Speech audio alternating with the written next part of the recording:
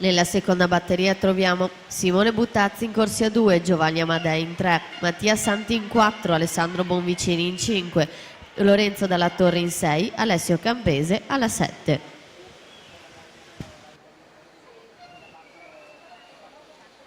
Possiamo dare le finaliste assolute: Lucia Menegaldo, Vittorita Bogdaneci, Veronica Gastaldello, Federica Pozzobon, Martina Tollot, Martina Pinarello, Sara Maragno, Laura Lange. Ultimo tempo 1:6:76.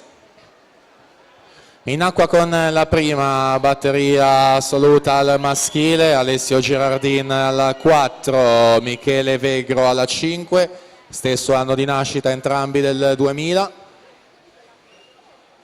Ed è Alessio Girardin con 56,53 su Michele Vegro 56,79.